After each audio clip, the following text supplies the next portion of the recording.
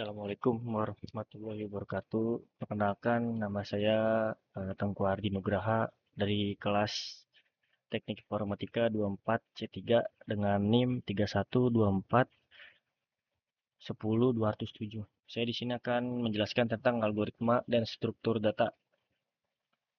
Pertama, bahasa pemrograman adalah alat yang digunakan oleh pengembang perangkat lunak untuk berkomunikasi dengan komputer dan menginstruksikannya untuk melakukan tugas-tugas tertentu.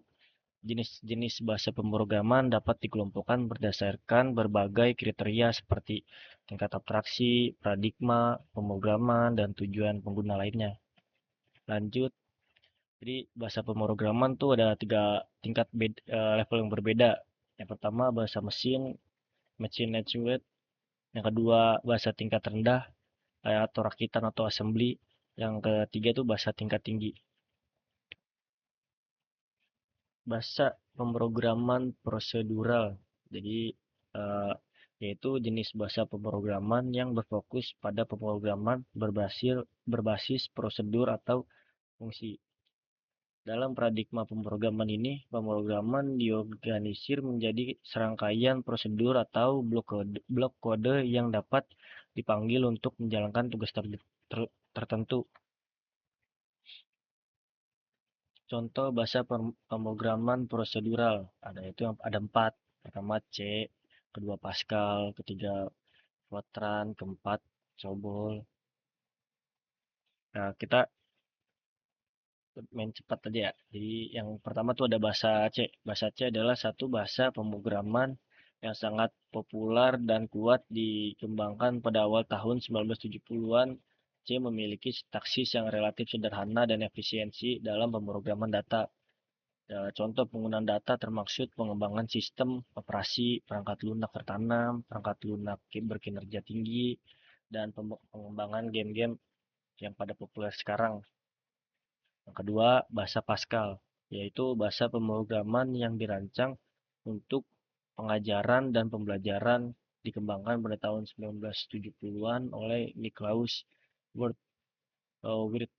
Pascal memiliki sintaksis yang jelas dan sederhana sehingga sangat cocok untuk pemula.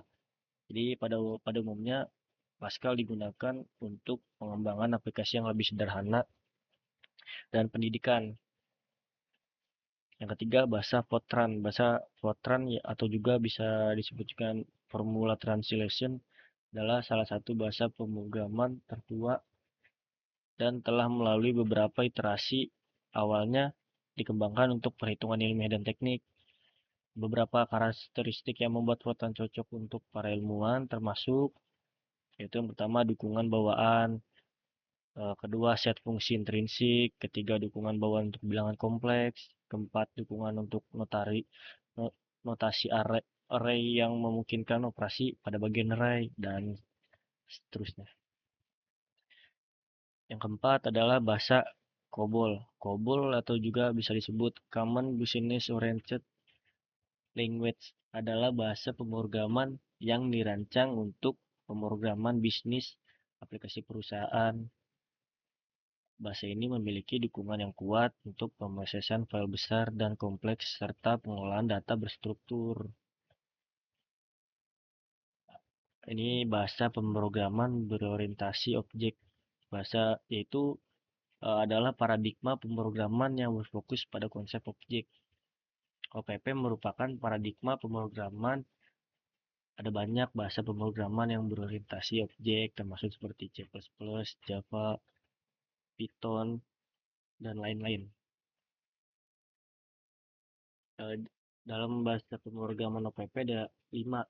Pertama Java, kedua Python, ketiga C++, keempat C Sharp, dan kelima PHP. Pertama, Java adalah salah satu bahasa pemrograman populer yang digunakan untuk mengembangkan aplikasi mobile, desktop, hingga website. Ada beberapa juga website besar di dunia seperti Yahoo, LinkedIn, dan Spotify yang menggunakan Java. Kelebihannya adalah Java memiliki portabilitas yang tinggi, artinya kode yang ditulis dalam bahasa Java dapat dijalankan di berbagai platform yang kuat. Kelemahannya, jadi Java walaupun cukup efisiensi, Performa dalam beberapa kasus bisa lebih lambat dibandingkan bahasa yang lebih dekat dengan mesin.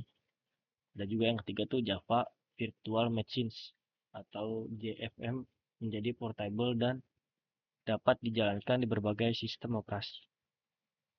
Kedua adalah Python.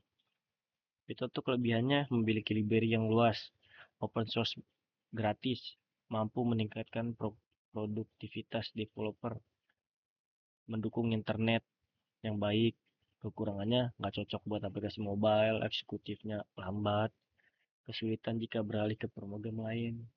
Platform yang bisa dipakai dijalankan oleh Python ada di berbagai platform, yaitu termasuk Windows, Mac OS, dan Linux. Ketiga ada C++. C++ itu kelebihannya yaitu menggabungkan fitur-fitur dengan paradigma OPP sehingga memungkinkan penggunaan aplikasi yang efisien dan berorientasi subjek. Kelemahannya sintaksis C++ bisa kompleks dan lebih rumit dibandingkan bahasa pemrograman lainnya. Platform C++ adalah bahasa yang bersifat lintas platform dan kode C++ dapat dijalankan di berbagai sistem operasi. C Sharp ini kelebihannya adalah bahasa yang dirancang oleh Microsoft dan banyak digunakan untuk pengembangan aplikasi Windows dan aplikasi berbasis .NET C Sharp. Kelemahannya itu ketergantungan pada platform Microsoft, jadi bisa menjadi kendala jika ingin menjalankan aplikasi di luar lingkungan Windows. Platform C Sharp pada umumnya digunakan di lingkungan Windows dengan dukungan .NET Framework atau .NET Core. Yang terakhir yaitu PHP. PHP adalah bahasa yang banyak digunakan untuk pengembangan web, khususnya pada sisi server, untuk memiliki dukungan yang kuat untuk interaksi dengan database dan pemesanan formulir. Cocok juga untuk pengembangan situs web dinamis, berbasis database, dan aplikasi web berorientasi data. PHP memiliki banyak pustaka dan kerangka kerja framework yang dapat membantu dalam mengembangkan aplikasi web yang cepat dan efisiensi, tapi juga punya kelemahan yaitu lambat dalam hal performa dibandingkan dengan bahasa pemrograman lain seperti C++ atau Java. Itu sintaksnya juga terkadang dia dianggap tidak konsisten dan kurangnya rapi dibandingkan dengan bahasa yang lainnya. Oh, yang terakhir ini yaitu ada JavaScript. Kelebihannya adalah bahasa yang digunakan terutama untuk membangun eh, front end. Ini memungkinkan pembuatan antarmuka interaktif dan dinamis di dalam browser. Dengan framework seperti React atau Angular dan Vue.js, JavaScript dapat digunakan dalam pengembangan objek yang lebih kompleks. Kekurangannya digunakan dalam pengembangan sisi klien yang berarti kode dieksekusi di browser pengguna yang dapat mempengaruhi performa terutama pada perangkat dengan sumber dan daya terbatas. Wah, kurang juga. Oh, sekian dari saya. Terima kasih. Mohon maaf ada kekurangannya. Mohon dimaafkan. Tetap semangat. Bye-bye.